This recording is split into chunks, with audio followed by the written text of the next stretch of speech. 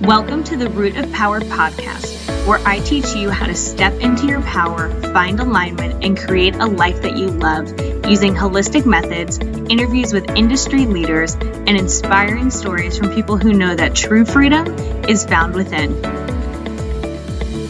I'm your host and health and wellness bestie, Amanda Chills, and I'm so proud of you for choosing to step into the root of your power.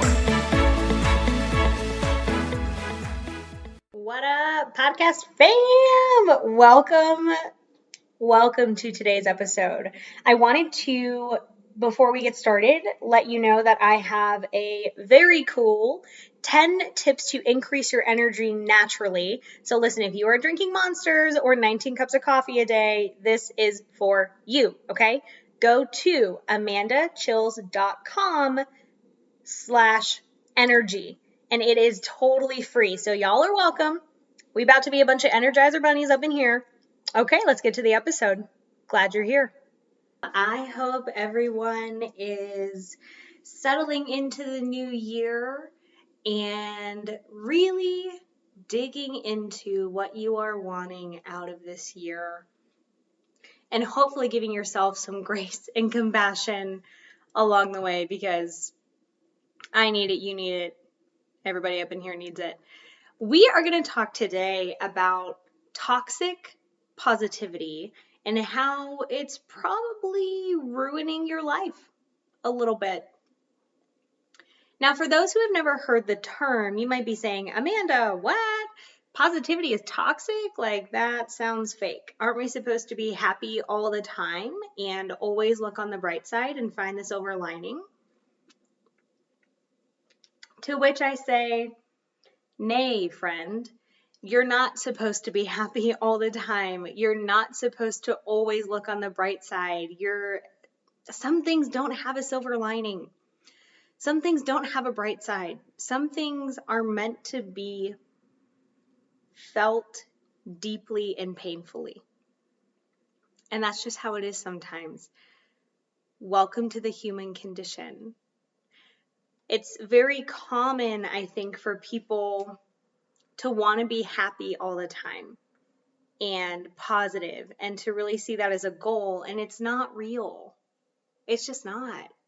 No one is happy all the time. Even someone like me, who in general is a pretty happy person. I also practice some specific things that we're going to talk about a little later so that I don't go too far one way or the other.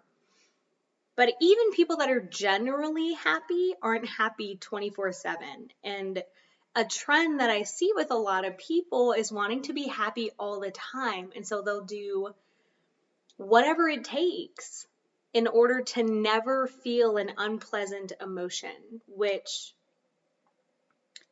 I'm sure you know people like this. A lot of people with addiction to substances cannot stand to feel anything other than a euphoric high. Anyone who just invalidates their feelings probably doesn't really know how to sit with their emotions. So before we dig into all that, why don't we start with what the heck is toxic positivity? Now, this is not your normal positivity where you say, let's say someone passes away after a very long illness and you say, well, they're in a much better place. Like they're no longer suffering. I'm sad that they're gone, but they're no longer suffering. So healthy positivity allows space for the unpleasant and the positive. Yes, this thing is sad, it's distressing, it was hard, and there is a silver lining. Again, not everything has a silver lining. So toxic positivity, one definition is the belief that no matter how awful or difficult a situation is, people should maintain a positive mindset. So for example, let's say your house burned down and you're distressed because your freaking house burned down and someone says, well, at least you got out. And it's like, yeah, that's true. But all my stuff is gone and I have to start over, and my house burned down. So it's really, really invalidating. And there's a million examples. If you break your leg in a car accident and they say, well, at least you have your life. And it's like, yeah, no shit, but like my leg is broken and that part sucks. So it really invalidates anything that is wrong. And that is just not where we want to be. We want to allow people to be sad and frustrated and angry and hurt and in pain and whatever emotion is coming up for them, and just let that be, because it's okay.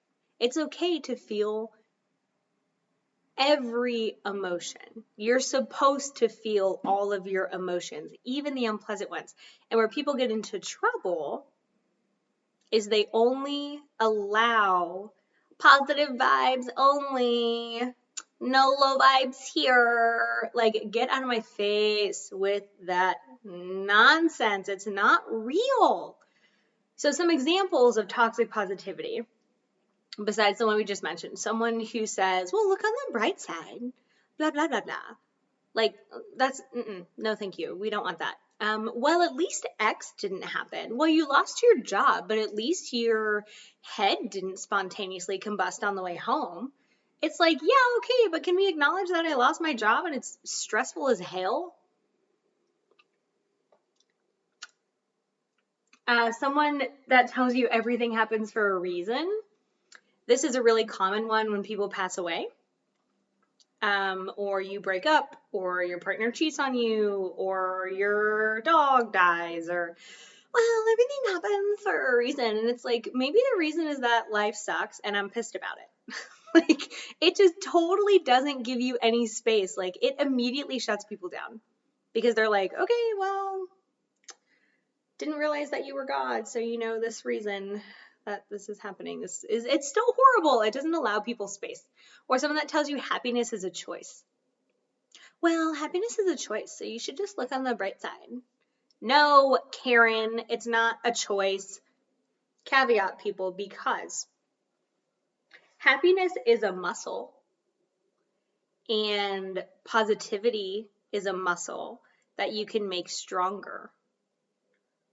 But that doesn't mean that you ever get to the point where you're only ever happy or positive. Like, if you run, and I say this a lot, so listen, if you run from one emotion, you run from all of them. You cannot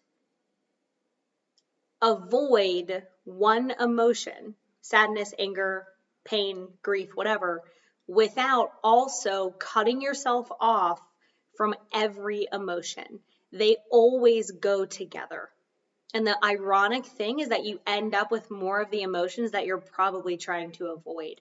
If you cut yourself off from grief and loss and sadness and pain and all of those things, because they always go together, you also cut yourself off from joy and happiness and appreciation and gratitude. They always go hand in hand.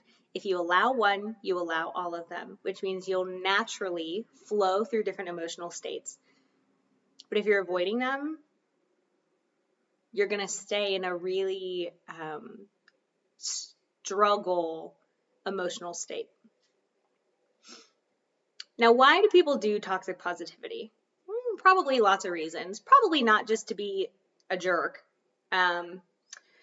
I hope, but I think more often people don't know how to sit with people who are experiencing a really strong emotion, which is very, very common, right? Like, I do this for a living, so I have a lot of training in sitting with people's emotions, but a lot of people are very uncomfortable around strong emotions. To be fair, they've just never learned, so hold on to your hats because I'm gonna teach you. You're welcome in advance. Also, everyone in your life is welcome because it's going to help. So a lot of people don't know how to sit with unpleasant emotions. We know how to celebrate joy, right? We don't really know how to sit with someone when they're struggling. And so to make themselves feel better, they minimize other people's pain. To make themselves more comfortable, they shut the other person down. Again, often this isn't really intentional. It's just a way for them to not be uncomfortable anymore. Now, some of the problems with toxic positivity is that it keeps people trapped and the idea that happiness and positivity are the only good emotions, which means all the other ones have to be avoided at all costs. And this is when you really see people get into trouble with substances, with distraction, with just avoiding their life. It doesn't acknowledge reality. Like, we live, yep, we're alive. And so because we're alive, we experience a range of emotions, just like we experience a range of temperatures throughout the year, or a range of foods throughout our lifetime, unless you're one of those people that like only eats chicken fingers. Side note, one of my friends, literally, I'm pretty sure she only eats like chicken fingers.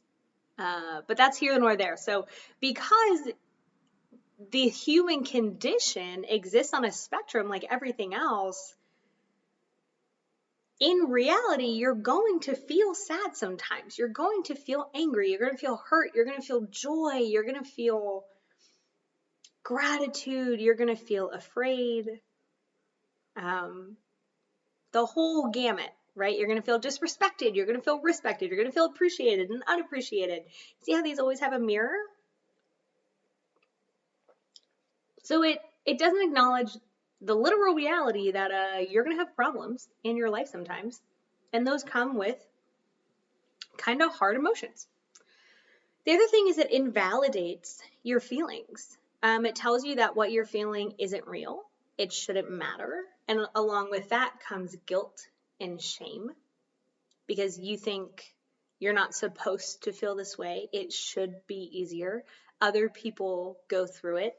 They have an easier time. Why aren't I? All of those things make you feel like shit. That's super, super invalidating. And by invalidating, I mean it just tells you that what you're doing is wrong, right? So if you say, oh my gosh, like my fish died and I'm so sad, like I'm so broken up, and someone goes, well, it was just a fish. That person is no longer safe. They're just not, because are you going to tell them the next time something bad happens? Probably not, because they're going to go, well, so it was just a blah, blah, blah. And it's like, okay, but it was important to me. So we don't want to invalidate people's emotions. We don't want to cause shame and guilt. The one with the bigger consequence that by the time people get to me, they're dealing with, and I'll explain the way that I explain it to them in a second, is that it shoves that emotion down.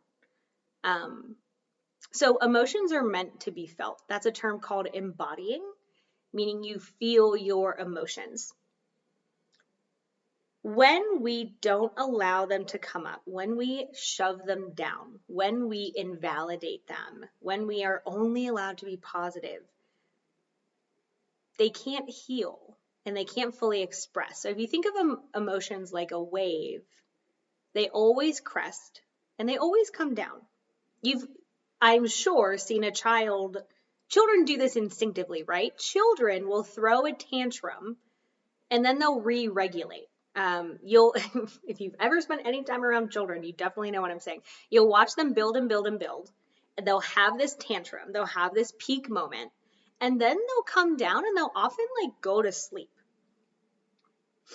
Now, the sticky part is if you teach your children not to cry, if you tell them not to express their emotions. Obviously, I don't want to get into a parenting lecture. I'm not trying to tell you how to parent. There is a time and place, but it starts in childhood. And I see it all the time. I'll give you something to cry about. This isn't something to cry about, but like if they're crying, guess what? It's something to freaking cry about. But the point of this is that children regulate emotions really well. That's all they know how to do. Adults are the ones who will invalidate their own emotions, often through toxic positivity. So what happens is if you imagine your body as a well, you start shoving these emotions in it. Emotion after emotion after emotion after emotion for years. And so now you have this well that is just like stuffed full of emotions. And because you have such a big buildup of emotions, you have to avoid every single unpleasant emotion like it is your job. And it becomes your job. It becomes your life. It takes over your life, because the second you allow one to come up, more are coming up.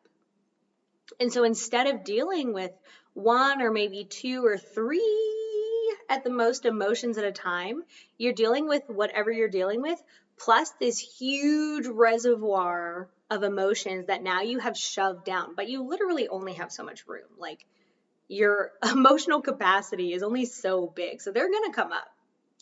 And some of the ways that they come up is outbursts, especially if you tend to get extremely angry, right? There's always something underneath anger. So it can come out as outbursts. It can come out as depression, anxiety. It can make those things worse. Not that they cause depression or anxiety, although they can, but they can also really amplify symptoms. It looks like avoiding your life because you can't stand to feel anything but happy. All of these things are really, really rooted to toxic positivity and the idea that people are supposed to be happy all the time. It's not true. So you're like, oh my God, Amanda, hail. This is something that I do. Let me give you some more signs. Some more signs of toxic positivity are brushing emotions off rather than facing them. That's what we were just talking about. Oh, I'll deal with this later. Oh, I can't deal with this right now. I'm going to play video games instead. I'm going to go drink with my friends instead. I'm going to read a book instead. Whatever. Feeling guilty about how you're feeling. That's invalidating. That's shaming yourself for feeling how you're feeling, because you think you should feel a different way. I have a lot of people who say, well, I know I shouldn't feel this way, but, and I say, why shouldn't you? And they've never thought about the rhetoric around why they think they should feel a certain way. So I'm going to say it to you now. The next time this happens and you say, I shouldn't feel this way, I want you to say, why shouldn't I? Who taught me that? I think you'll find some really interesting answers to that question. It looks like hiding your true feelings, right? How many of you, when someone say, hey, you look like something's wrong, are you okay? You say, I'm fine. No, I'm fine. I'm just fine. I'm fine. Fine. I'm on fire. Everything is fine. It's fine. It's just fine. How many of you guys do that? Probably a good number. Now, this exists on a spectrum, right? Because not everyone you want to share your whole life story or what's going on to. But if you do that with everyone and you do it with yourself, that's a problem. Then we're shoving emotions down in that reservoir. You hide or disguise how you really feel. Similar, right? I'm fine. Oh no, everything is good. I'm just tired. You're not tired. You're sad. Be honest. Sorry for the yelling, but not sorry. It makes me mad. Minimizing other people's feelings because they make you uncomfortable. This is one of the reasons people minimize and they do toxic positivity, because they don't know how to sit with people when they're emotional, when they're experiencing a really big emotion.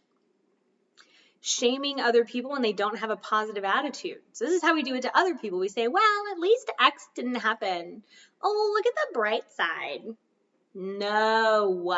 Stop doing this. Stop it. People trying to put on a brave face. This is one we see often. Another way that we think we should present a certain way, even when we're falling apart inside.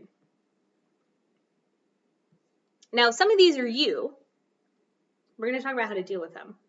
This one's kind of a quickie, right? We're at like 18 minutes. It'll probably be like a 30-minute episode, but like so much in it. So before we get into how to embody emotions, which means to feel them, I really want you to think, like, who have I done that to? Have I done it to myself? What did it feel like when I did it? Why did I do it? Good questions, y'all. We getting deep today. Now, how do we embody our emotions? How do we allow ourselves to feel them? Well, at the risk of sounding like a smartass, you have to feel them. You feel them. You literally sit and you allow them to come up. Now, here's the thing where most people get stuck. Most people, because they have shoved down for so long, again, have this big well built up. So when one comes up, it's not just one coming up. Okay, you're going to have to go through whatever you've shoved down. It's not all going to come up at once, but it will come up in like pockets, if that makes sense. So let's say you have 100 things shoved down, but you're like, I just want to feel some emotions. Not all 100 are going to come up, but maybe 6 do. That's pretty intense, right? So once you get to the place where I tend to practice, which is where I really allow myself to go through the different emotional states throughout the day, I'm only dealing with 1 or maybe 2 at a time. 6 is intense. So let me tell you now, it will be intense. It will be more intense probably than you think. You will think that you cannot handle it. You can. You can handle it. And you can decide at any time to put your attention elsewhere. You don't have to sit in this for 10 years and dig through everything at once, right? It's not going to take 10 years, by the way. But I challenge you to sit past when you're uncomfortable, but not past when there's a spectrum, right? Your discomfort is where you want to sit. If you really feel like too overwhelmed, stop. You can always come back to it. But you still, because you sat past your discomfort, are releasing things. And this skill compounds. So we want to sit and we want to feel them. So you can sit outside and watch birds. Do something where it's like a really low level of focus. Like video games are too much. Scrolling Instagram is too much. Watching TV is too much focus. Something way lower. I find that nature helps. Our brains are wired to be in nature anyway. So perhaps we sit in nature by a window, close enough, if you can't go outside. And we allow them to come up past when we are uncomfortable, not to the point where we feel like we're in a crisis. And you give yourself permission to really feel them. If you need to cry, cry. If you need to scream, scream. Don't scare the people you live with. Maybe let them know, or scream into a pillow or something. Journaling can really help. Wreck the hell out of a journal. Write about what you're feeling. While we're feeling these things, I encourage you. You don't have to do anything that I'm suggesting, but you've listened this far, so I assume you're going to try something. Get curious about why that's coming up for you and where it's coming from. And it literally looks like asking yourself, why am I feeling this? Where is it coming from? Then we really start to get to know ourselves. Focus on listening and being supportive. Now you can do this with yourself. You can do this with other people. Hey, that must be really hard. It's very different from, well, at least this didn't happen, or everything happens for a reason. Listen, if my house burned down and somebody tells me everything happens for a reason, like I'm chucking them in that burned house. I don't even care. Like I'm just going to yeet them into the burned house and like, no, do not say this to people. Some things you can say instead. That sounds really hard. How are you doing? And if they say fine, ask them, are you really fine? I bet they'll tell you the truth. How can I support you? That's a great question. Not how can I help you? How can I support you? The way that you're feeling makes a lot of sense given the circumstances. I can see why you're feeling that way. Not I understand how you feel, because you may not, but I can see why you're feeling that way. What do you need from me? Or just a simple, wow, that sounds really hard. Most of the time, that's all people need. You can also say these things to yourself when you're feeling them. Wow, that was so hard. I really needed them to do XYZ and they didn't for me. I was really sad that I lost XYZ thing. When we start embodying / feeling our emotions, we allow ourselves to shift kind of moment to moment. When we allow the full spectrum of emotions, and this is something I have found time and time again, we tend to stay in the way that my brain is phrasing it is lighter. And if you haven't done this process, you don't really understand what that means. But I want you to keep it in your head. So when people are avoiding and running from emotions, it's so tense and it's so heavy because you're carrying so many things that you should have really let go a long time ago. I don't say that to shame you. I say that just as education. You didn't know, which is probably why you're listening to this episode, but you can learn. You can sit through these things. So it becomes really, really heavy because you're carrying such a heavy burden that you really weren't meant to carry. And so once we start releasing those emotions and we start allowing ourselves to feel the full spectrum, those things dissipate, like they go away. And so we become literally lighter because we're not carrying so much of a burden.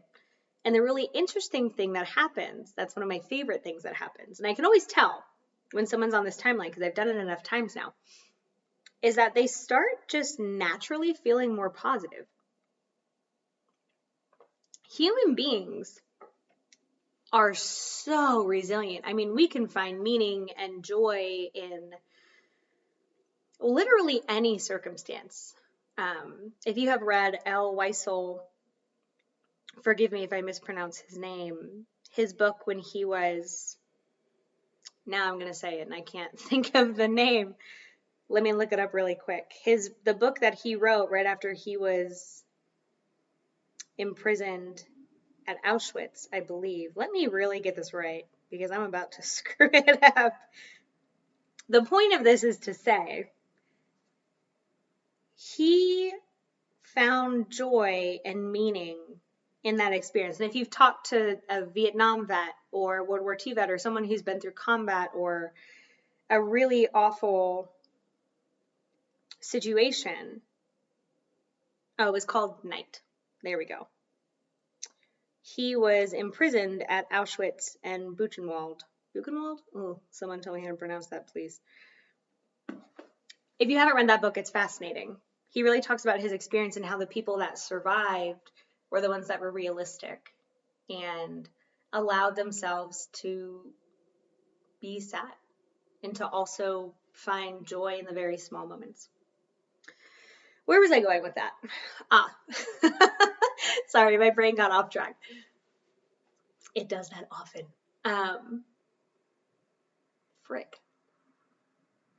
Okay, so once people start working through that reservoir and that well, they tend to trend towards being more positive. One of the reasons for this is human beings just kind of naturally trend that way within a spectrum, right? Some people don't. Some people are outliers, and we also want to be very careful to take into accountability privileges that certain people have and oppression that certain people deal with. Obviously, if you are living in poverty, if you are Black, transgender, person of color, a woman, like any of those intersectional identities that experience oppression, this is going to be a little harder for you. So let's be very realistic about that. When you have more privilege, it is easier. That's just a fact. At me all you want, but that is a fact. When you experience oppression, obviously this is harder. That doesn't negate the practice, but I do want to acknowledge it. So hopefully by this time you have learned so many things and you're like, wow, Amanda, I'm really going to start feeling my emotions.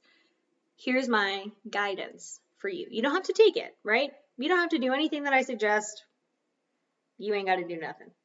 But I have done this with a lot of people. So what I encourage you to do is set a timer so that you don't get lost, right? We don't want to go too deep in the rabbit hole if you're not very good yet, simply because you haven't had practice at doing this. Set a timer, 5 minutes, 10 minutes, somewhere within that time frame. And just see what comes up for you. Keep a journal if you like. I encourage you that if you feel like crying, you allow yourself to cry and you don't apologize for it. Apologizing for crying is invalidating. You do not have to apologize for feeling or for crying. And that's really the practice.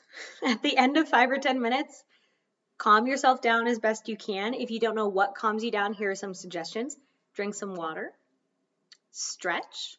I like to put a pillow in the middle of my back, kind of like where a bra band would hit, but right behind your nipples, really, is really where it sits.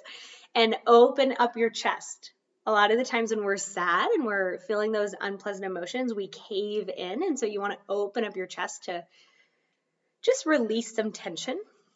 Talk to a friend. Do something that you enjoy doing. And the more that you practice that, the more we're going to get through that reservoir and the lighter you're going to feel over time.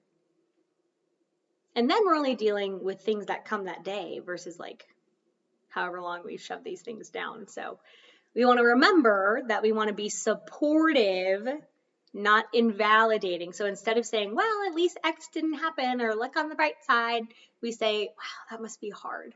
How can I support you? That sounded funny. How can I support you? So those are kind of the key takeaways today. If you have questions, please email me or send me a message on Instagram, Amanda_chills. What does this look like for you? What has it looked like when someone has done toxic positivity to you? Like, I really want to know. Did you even like this episode? Should I do more things like this, right? So any of those 3 questions. What did it look like when someone did it to you? Was this helpful? And whatever the other one was that now I just forgot. See? We do the best we can, folks. So practice. It gets better and easier over time. And good luck, friends. So have a beautiful day. Y'all, if you hung in for that whole episode, I am so proud of you, because when you start practicing, you are going to get so much better, and it is really going to change your perspective in your life. So let me know how it goes. I put these things out into the void, and I'm never really sure if they're useful. So if you liked this episode, send me a message so I know to do more like it. All right, y'all, be good. And if you can't be good, have a damn good time.